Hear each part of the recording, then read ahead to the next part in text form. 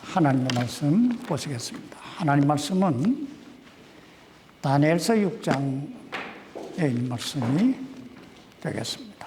다니엘서 6장입니다. 다니엘서 6장 1절로 28절까지 말씀을 오늘 우리가 살펴보겠는데요. 이 시간에 28절 한 절만 제가 봉독해 드리겠습니다.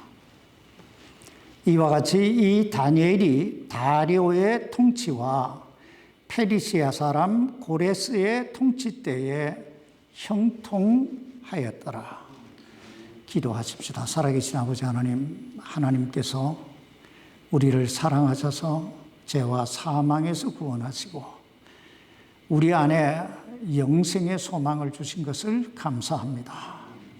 오늘도 이 놀라운 하나님의 은혜를 찬양하며 영광 돌리기 위해 원근 각지에 흩어져 있던 사랑하는 귀한 당신의 자녀들이 모여 싸우니 아버지 하나님, 이 시간 성령 안에서 역사해 주시고 말씀 속에서 우리에게 말씀해 주셔서 우리로 하여금 우리를 향하신 하나님의 뜻이 무엇인가 분별하게 하시고 그 하나님의 뜻대로 살아갈 수 있도록 은혜를 더해 주옵소서.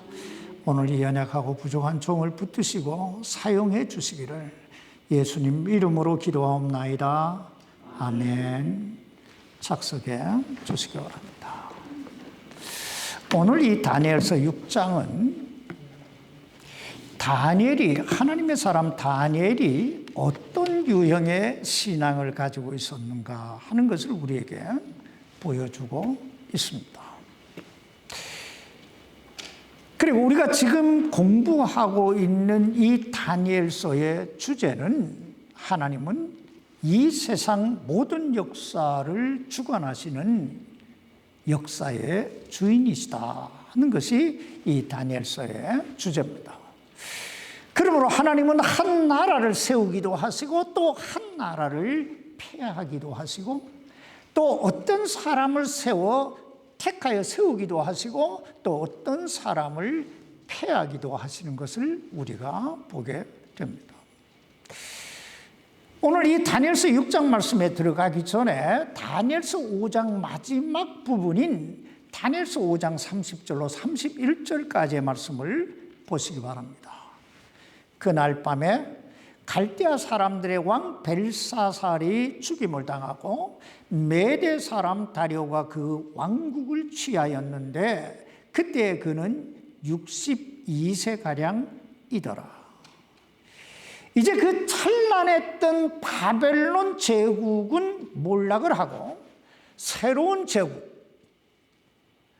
그 메대와 페르시아가 역사의 전면에 등장하고 있습니다.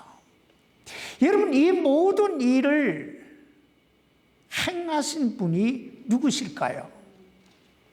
다니엘서 5장 25절로 28절까지 말씀을 보시기 바랍니다. 기록된 것은 이것이니 곧 메네데겔 우바르신이니라. 그것의 해석은 이러하니 메네는 하나님께서 왕의 왕국을 세셔서 그것을 끝내셨다는 것이요, 데겔은 왕을 저울에 다니 부족함이 있다는 것이며 베레스는 왕의 왕국이 나뉘어서 메대 사람들과 페르시아 사람들에게 주어졌다는 것입니다. 여기 베레스는 우바르신이라고 하는 히브리어의 복수형이에요. 그러니까 이 바벨론의 몰락과 함께 메대와 페르시아 제국이 세워졌다 하는 것입니다.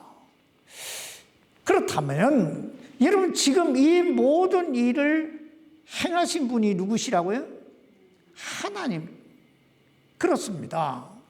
이 세상 역사의 주인은 하나님이세요.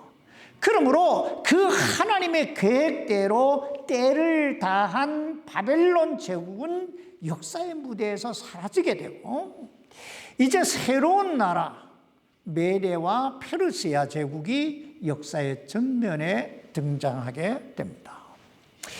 이 다니엘서 6장 1절로 3절까지 말씀을 여러분 보시기 바랍니다. 다리오가 온 왕국을 다스릴 통치자 120명을 세워 왕국을 다스리는 것을 기뻐하더라. 또 그가 이들 위해 총리 셋을 세웠는데 다니엘은 그 중에 첫째였으니 이것은 통치자들이 그들에게 보고하게 하여 왕에게 손해가 없게 하려 함이더라. 그때 이 다니엘이 총리들과 통치자들보다 앞섰으니 이는 뛰어난 영이 그 속에 있었기 때문이더라. 왕이 그를 세워 온 영토를 다스리게 하려고 생각하니라. 이렇듯 이제 새로운 나라가 새로운 역사의 전면에 등장해서 그 자리를 잡아가고 있습니다. 근데 문제가 생겼어요. 그것은 이 다리오 왕이 다니엘을 세워 온 영토를 다스리게 하고자 생각할 그때에, 여기 4절 말씀 보세요. 그때 총리들과 통치자들이 왕국에 관하여 다니엘을 고소할 기회를 찾고자 하되 어떤 기회나 허물도 찾지 못하였더라. 그는 신실하였으므로 그에게서 어떤 실수나 허물도 찾아볼 수 없었더라. 여기서 우리들이 주목해 봐야 할 단어가 있는데 그것은 그때라는 접속사입니다. 여러분, 여기에서 그때는 어느 때를 가리키는 말일까요? 여기서 그때란 다리오 왕이 다니엘을 세워 온 영토를 다스리게 해야 되겠다라고 생각할 바로 그때를 가리키는 것입니다. 바로 그때에 다니엘을 시기하고 질투한 무리들이 다니엘을 그 자리에서 끌어내리기 위해 다니엘을 고소할 구실을 찾았으나 어떤 실수나 어떤 허물도 그에게서 찾을 수가 없었습니다. 왜냐하면 그는 신실한 사람이었다. 여기서 신실하다라고 하는 말은 믿을 만하다, 충성된 사람이었다라는 뜻입니다. 그러자 저들은 이 세상에서 가장 치사하면서도 가장 무서운 방법을 생각하는데, 여기 다니엘서 6장 5절 말씀 보시기 바랍니다. 그때 이 사람들이 이르되 우리가 이 다니엘의 하나님의 율법에 관하여 그를 고소할 기회를 찾지 못하면 그를 고소할 기회를 찾지 못하리라 하고, 여러분, 이 세상에서 가장 치사하고 가장 무서운 범죄가 뭔 줄 아세요? 그것은 바로 하나님을 시험하는 것입니다. 여러분, 지금 이 다니엘을 고소하려고 하는 이 사람들이 누굽니까? 이 사람들이 누구예요? 총리들과 통치자들입니다. 근데 과거에 이 사람들이 죽음의 위기에 놓였을 때 이 사람들을 구해준 사람이 누구예요? 다니엘서 2장에 보면 저들이 느부갓네살 왕에 의해 죽음의 위기에 놓였을 때 저들을 구해준 사람은 다니엘이에요. 근데 지금 저들은 그 은혜를 무엇으로 갖고 있어요? 왼수로 갖고 있는 거예요. 왼수로. 오늘 이 다니엘서 6장 6절로 9절까지 말씀 보시기 바랍니다. 이에 이 총리들과 통치자들이 함께 모여 왕에게 가서 그에게 이같이 아뢰되 다리오 왕이여 영원토록 사시옵소서. 왕국의 모든 총리들과 총독들과 통치자들과 좋은 자들과 대장들이 함께 의논하여 왕의 법규를 굳게 세우고 확고한 칙령을 정하였나이다. 오 왕이여, 그것은 곧 누구든지 30일 동안 왕외에 어떤 신에게나 사람에게 청문하는 자는 사자굴에 던져 넣으리라는 것이니이다. 오 왕이여, 이제 칙령을 굳게 세우시고 그 조서에 도장을 찍어 메대 사람들과 페르시아 사람들의 법, 곧 바뀌지 않는 법에 따라 그것을 바꾸지 못하게 하옵소서 하니, 그런 까닭에 다리오 왕이 그 조서와 칙령에 도장을 찍으리라. 여러분, 지금 저들이 어떤 계략을 꾸미고 있습니까? 겉으로 보기에는 다리오 왕을 위하는 것 같지만 결국은 누구를 잡아보겠다는 거예요? 다니엘을 잡아보겠다는 거예요. 저들은 이미 다니엘이 하루에 3번씩 하나님 앞에 나가 기도하고 있다는 사실을 알고 있었습니다.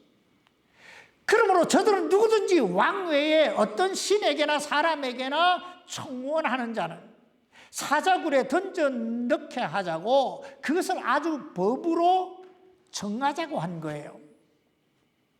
저들의 계략을 몰랐던 다리오 왕은 그 조서와 칙령에 도장을 찍습니다. 여러분, 이 얼마나 음흉하고 무서운 게 사람입니까? 근데 참 대단한 건 다니엘이에요. 여기 다니엘서 6장 10절 말씀 보시기 바랍니다. 그런데 다니엘은 그 조서에 도장이 찍힌 것을 알고도 자기 집에 들어가 자기 방에서 예루살렘을 향하여 창문을 열고 전에 하던 대로 하루에 3번씩 무릎을 꿇고 기도하며 자기 하나님 앞에서 감사를 드리더라.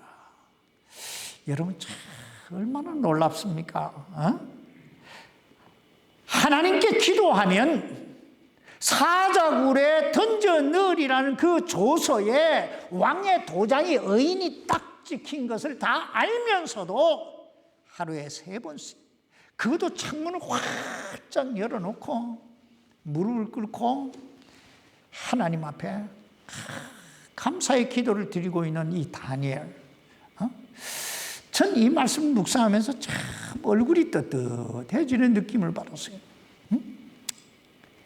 우리는 이렇게 좋은 환경, 이 좋은 여건 속에 살면서도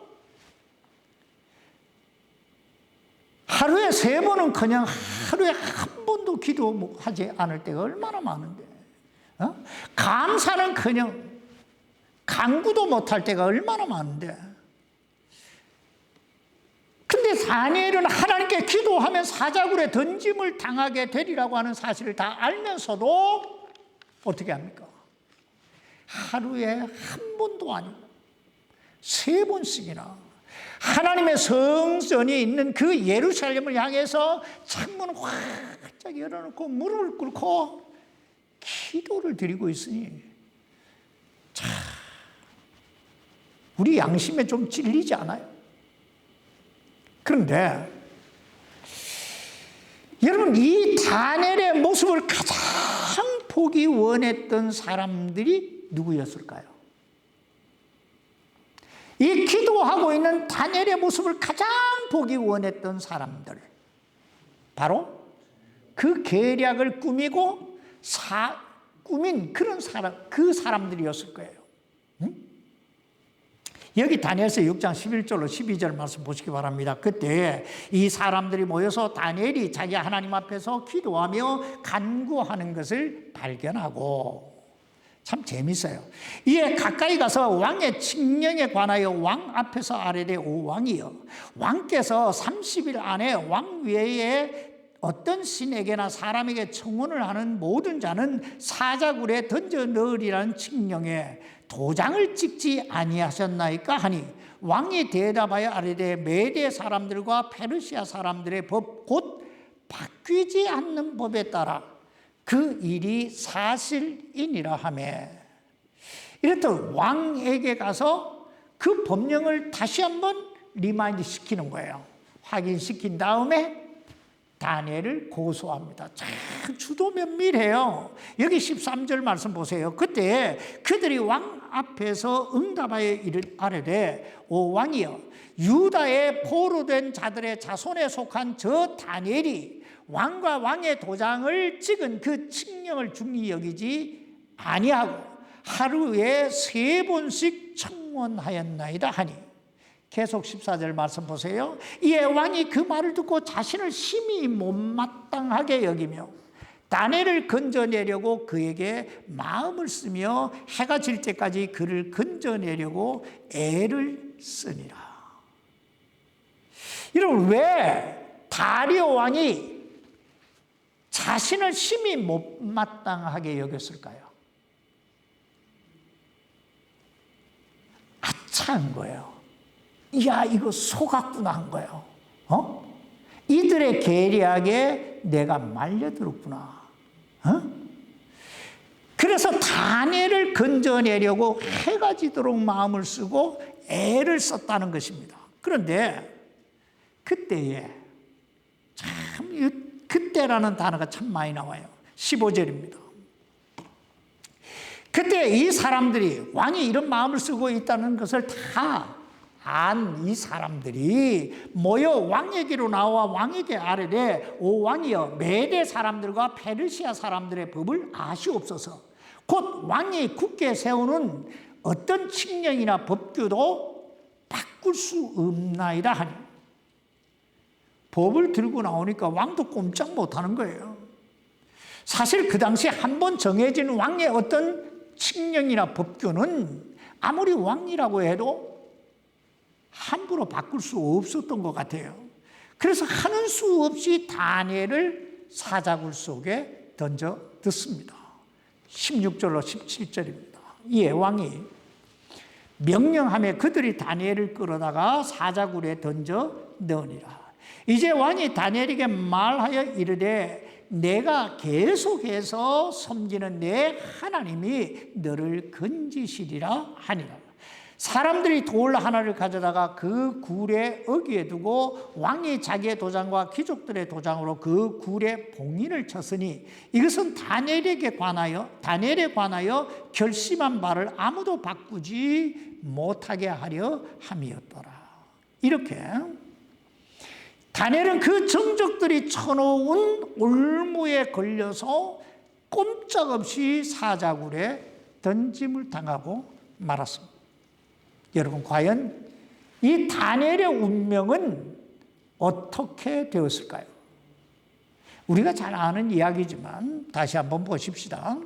다니엘서 6장 19절로 21절입니다. 그때 왕이 아침에 매우 일찍 일어나 급히 사자굴로 가니라. 왕이 굴에 이르러서는 슬픈 목소리로 다니엘에게 소리를 지르며 다니엘에게 말하여 이르되, 오 살아계시는 하나님의 종 다니엘아, 내가 계속해서 섬기는 내 하나님이 사자들에게서 능히 너를 건져내셨느냐 하매,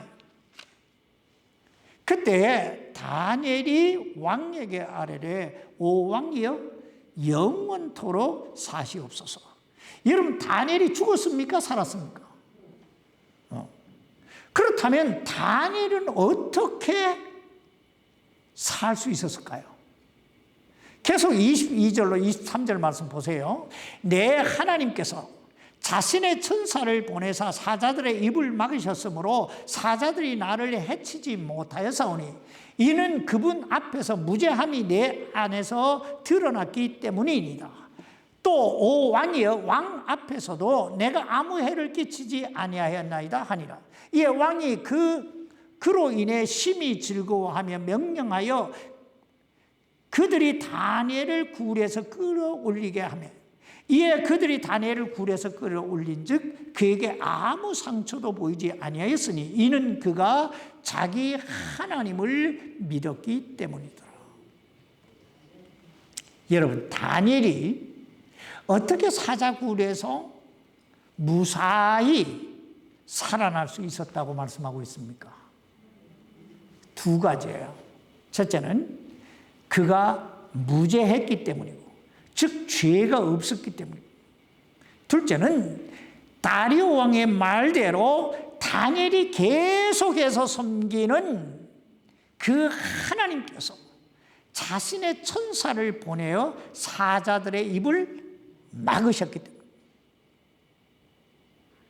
그렇습니다. 우리 하나님은 무죄한 자와 계속해서 하나님만 믿고 의지하는 자를 언제 어디서나 지키시고 저들 속에서 역사하시는 분이심을 믿습니다. 그리고 계속 다니엘서 6장을 읽어보면 다니엘을 참소했던 그 사람들뿐만 아니라 그의 자녀들과 아내들까지도 사자굴에 던짐을 당하게 됩니다. 여기 다니엘서 6장 24절 말씀 보세요. 왕이 명령하며 그들이 다니엘을 고소한 그 사람들을 데려오고 그들과 그들의 자녀들과 아내들을 사자굴에 던져 넣으니 그들이 굴 바닥에 이르기도 전에 사자들이 그들을 잡아채어 그들의 모든 뼈를 산산조각내었더라. 여러분이 이게 얼마나 엄청난 대가입니까?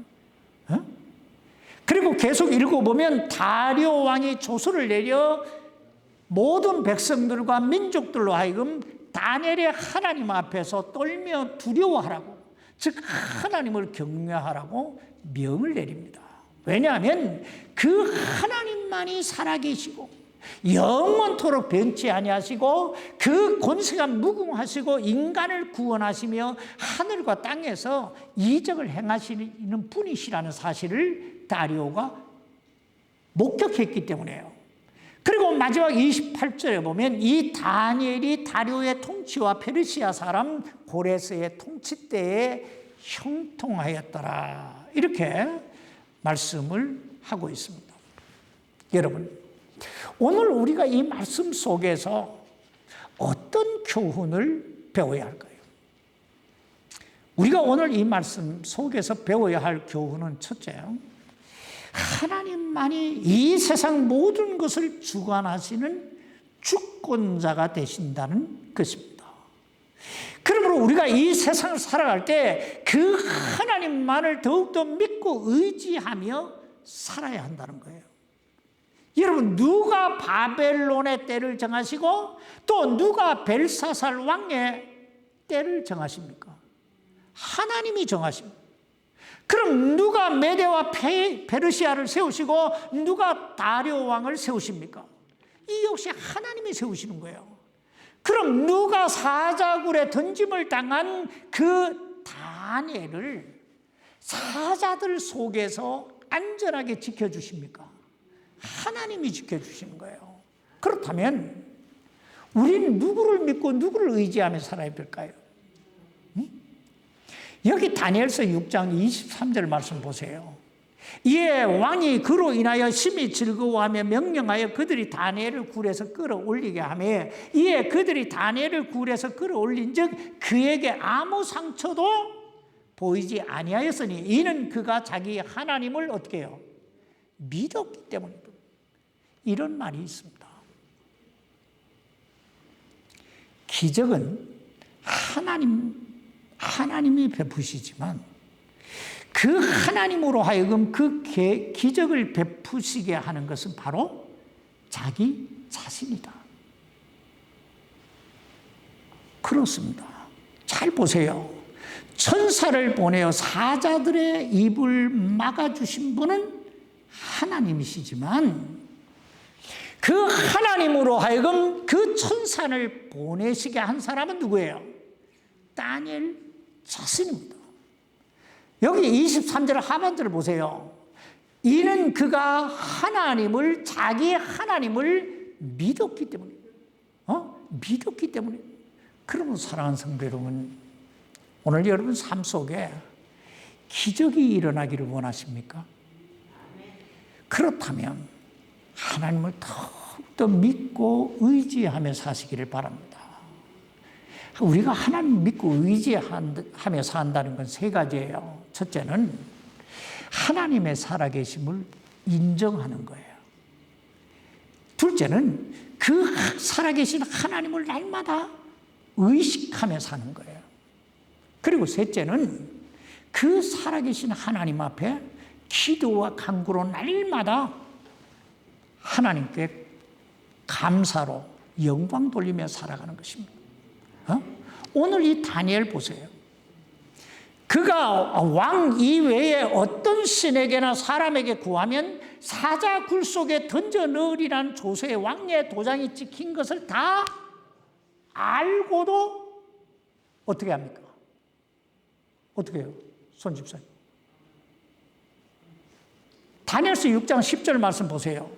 그 조서에 도장이 찍힌 것을 알고도 자기 집에 들어가 자기 방에서 예루살렘을 향하여 창문을 열고 전에 하던 대로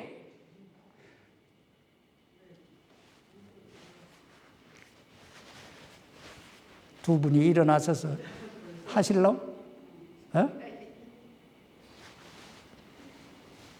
이게 유튜브로 나가서 전국적으로 나갈 거예요, 이제. 여기서 우리들이 주목해 봐야 할 말씀은요, 전에 하던 대로라는 말씀이에요. 여러분, 이 말이 무엇을 의미하는 것입니까? 이 말은 다니엘은 사자굴에 던짐을 당하게 되리라고 하는 그 위기 속에서만 하나님께 기도한 게 아니고 평소에 평상시 그 삶 자체가 기도였다는 거예요. 그렇습니다.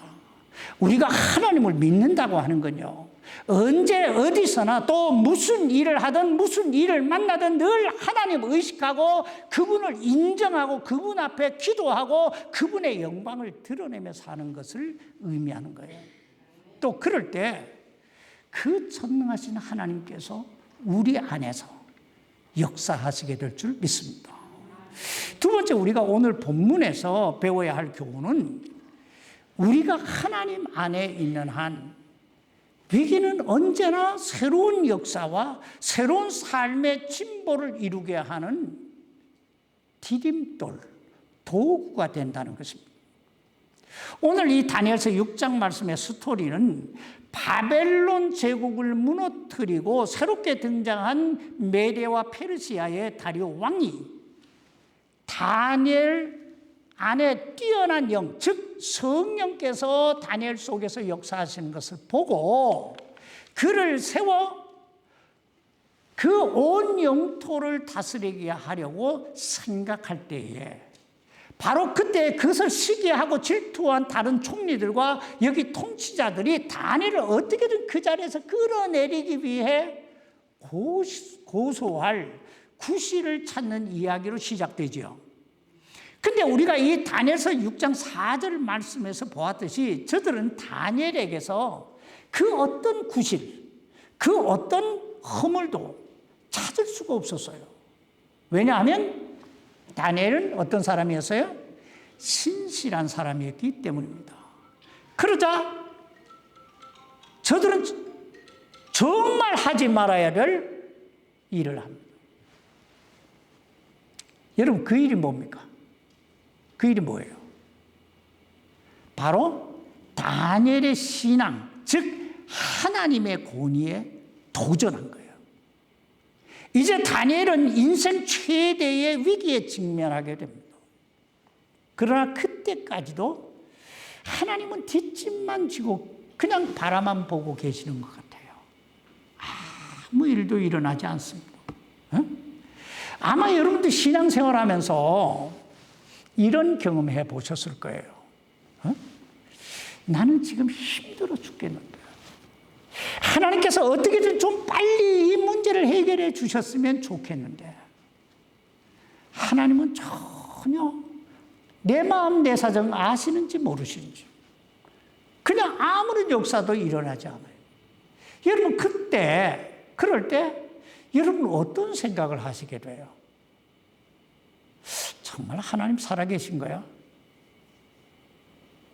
정말 하나님 날 사랑하실까? 그러나 우리가 기억해야 될 것은 하늘이 땅보다 높은 같이 하나님의 생각은 우리 생각보다 높고 하나님의 계획은 우리의 계획보다 높으시다는 거예요.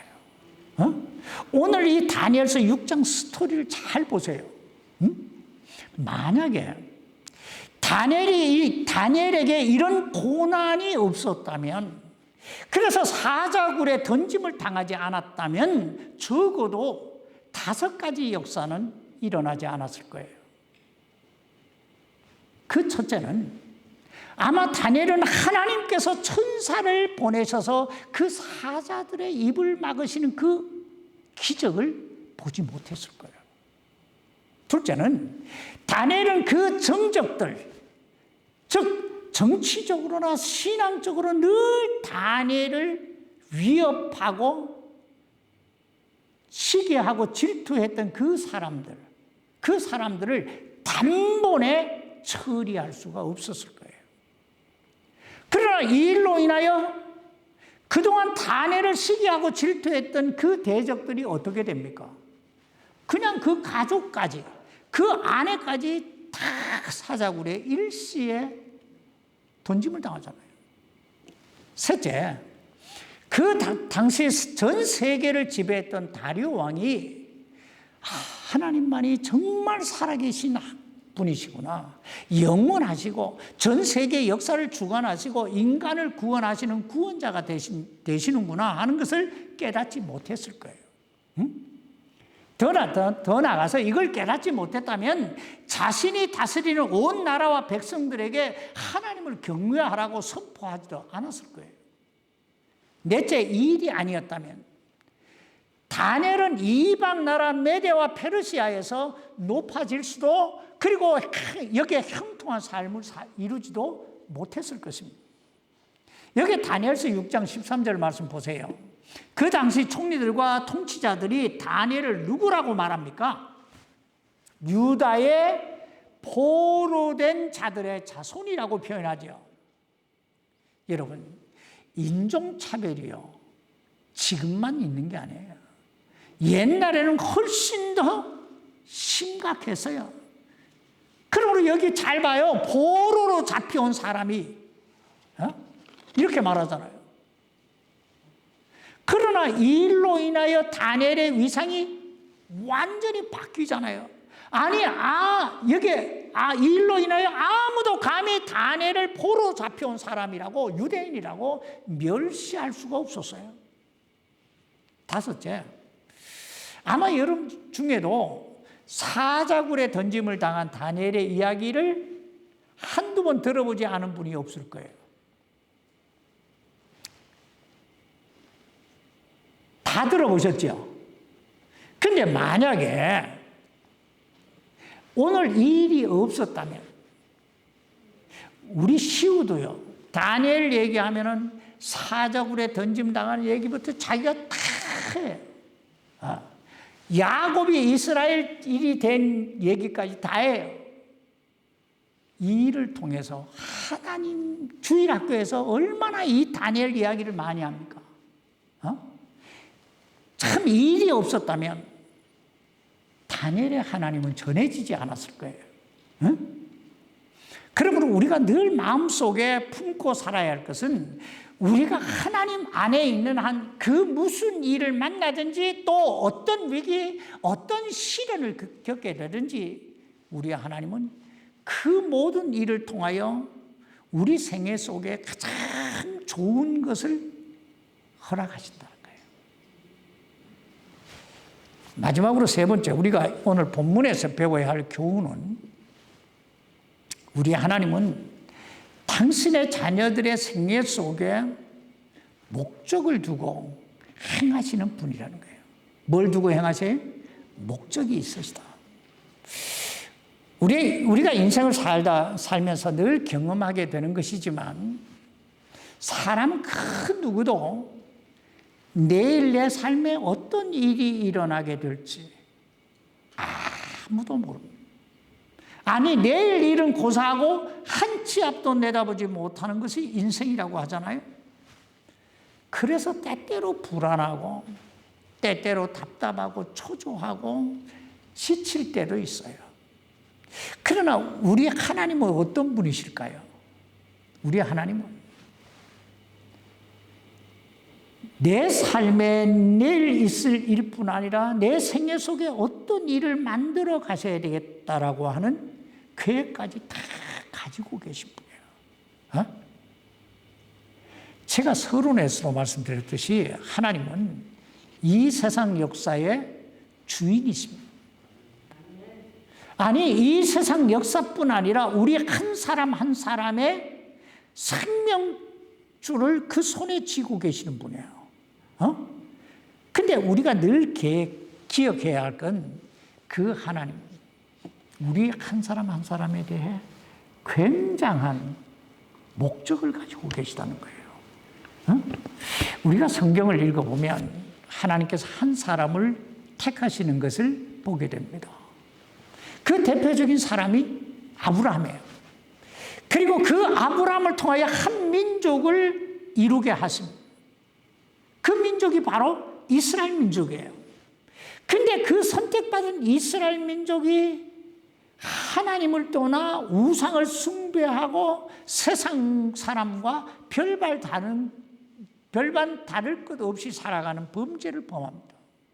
그러므로 하나님은 이 민족을 새롭게 해야 되겠다라고 하는 계획을 세우세요. 그것이 바로 징계입니다. 바벨론 포로예요. 그러나 그 하나님의 징계는 저들을 완전히 멸망시키려는 것이 아니었어요. 이 징계를 통해 저들로 하여금 회개하고 하나님께 돌아옴으로 좀 더 하나님 안에서 복되고 가치 있는 생애를 이루게 해야겠다라고 하는 계획이 있으셨던 거예요. 바로 그 목적을 이루시기 위해 지금 다니엘에게 이 시련, 이 환난을 허락하신 것입니다. 여러분 잘 생각해 보세요. 만약에 오늘 이 다니엘이 사자굴에 던짐을 당하지 않았다면, 또 그 사자굴에서 하나님만 의뢰하는 다니엘의 믿음이 없었다면 천사가 나타나 사자들의 입을 막는 그 기적은 일어나지 않았을 것이고, 만약 그 놀라운 기적이 일어나지 않았다면 다리오 왕은 결코 살아계신 하나님을 믿지 않았을 거예요. 또 그가 하나님에 대해 알지 못했다면 메대와 페르시아 사람들에게 살아계신 하나님을 경외하라고 이렇게 선포하지도 않았을 거예요. 만약 그렇게 선포하지 않았다면 그 후대 왕들은 하나님에 대해 전혀 알지 못했을 거예요. 그리고 그 후대 왕이었던 아하수에로 왕은 느헤미야나 에스라 같은 하나님의 사람들을 귀한, 즉 이스라엘을 재건하라고 돌려보내지도 않았을 거예요. 그리고 이스라엘은 재건되지도 못했을 것입니다. 바로 하나님은 그 목적을 이루시기 위해 오늘 이 다니엘에게 이런 고난과 시련을 허락하신 거예요. 그러므로 사랑하는 성도 여러분, 지금 여러분 삶 속에 뭔가 시련과 고난과 답답한 일이 있으십니까? 그렇다면 낙심하지 마. 또 왜 내 삶 속에 이런 고난과 시련이 다가올까? 불평하거나 원망하지 마. 잠잠히 하나님을 바라시기 바랍니다. 분명히 그 속에도 우리가 알지 못하는, 우리가 전혀 이해하지 못하는 어떤 하나님의 목적이 있으실 거예요. 성경을 잘 보세요. 참새 한 마리도 하나님이 허락지 아니하시면 땅에 떨어지지 않는다고 말씀하시잖아요. 하물며 당신의 아들, 딸인 우리들이야 오죽하겠습니까? 그러므로 무슨 일을 만나든 세 가지예요. 첫째, 기도하라. 둘째, 기대하라. 그리고 셋째, 기다리라. 그리하면 사자굴 속에서 천사들을 보내어 그 사자들의 입을 막으셨던 하나님께서 우리 삶에 천사를 보내셔서 우리의 문제들을 해결해 가실 것입니다. 하나님께서 우리 모두에게 복의 복을 더해 주시기를 주님의 이름으로 축원합니다. 기도하십시다. 살아계신 아버지 하나님, 우리가 인생을 살면서 하나님을 믿는다고 하면서도 얼마나 많은 부분에 우리의 생각대로 하나님을 믿고 있는지요. 우리의 기분에 따라, 우리의 생각에 따라 우리가 행할 때가 얼마나 많은지요. 오늘 이 다니엘을 보면서 우리 마음에 다시 한번 결단하게 하시고, 오직 무슨 일을 만나든 어떤 경우에 처하든 하나님을 바라는, 하나님을 믿는, 의지하는, 그래서 기적을 경험하며 주님과 좀 더 가까워지고 주님을 좀 더 닮아가고 주님께 좀 더 영광 돌리는 우리 모두의 생애가 되게 해 주옵소서. 살아계신 예수님 이름으로 기도하옵나이다. 아멘.